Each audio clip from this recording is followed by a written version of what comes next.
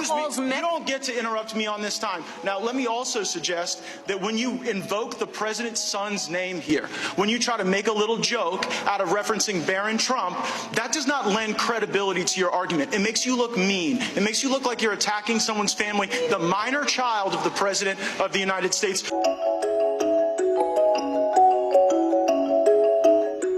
Did you write an article entitled "It's Hard to Take Impeachment Seriously Now"?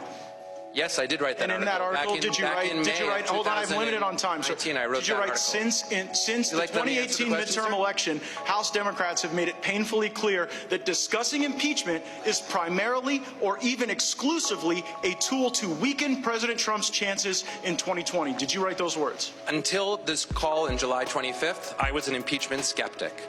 The call changed my mind, sir, and for good reason. Thank you. I appreciate your testimony.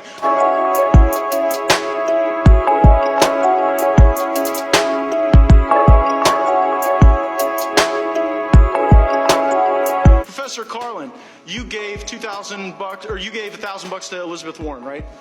I believe so. You gave $1,200 to Barack Obama? I have no reason to question that. And you gave $2,000 to Hillary Clinton?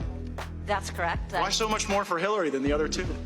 Because I've been giving a lot of money to charity recently because of all of the poor people in the United States. Well, those aren't the only folks you've been given to. Now, have you ever been on a podcast called Versus Trump?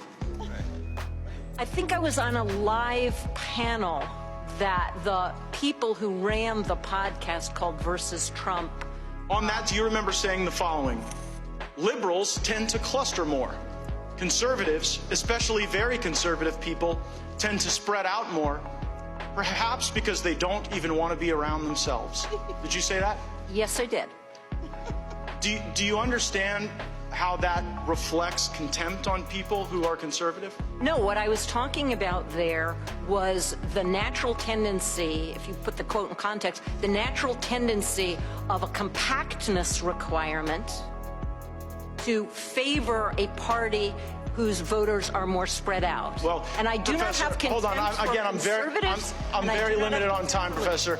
And so I just have to say, when you talk about how liberals want to be around each other and cluster, and conservatives don't want to be around each other, and so they have to spread out, it makes people, you may not see this from, like the ivory towers of your law school. So let's see if we can get into the facts. To all of the witnesses, if you have personal knowledge of a single material fact in the Schiff report, please raise your hand. And let the record reflect, no personal knowledge of a single fact.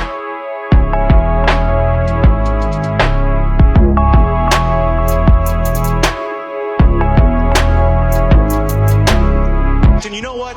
That continues on the tradition that we saw from Adam Schiff, where Ambassador Taylor could not identify an impeachable offense. Mr. Kent never met with the president. Fiona Hill never heard the president reference anything regarding military aid. Mr. Hale was unaware of any nefarious activity with aid. Colonel Vindman even rejected the new Democrat talking point that bribery was invoked here. Ambassador Volker denied that there was a quid pro quo, and Mr. Morrison said there was nothing wrong on the call. The only direct evidence came from Gordon Sondland, who spoke to the President of the United States, and the President said, "I want nothing, no quid pro quo."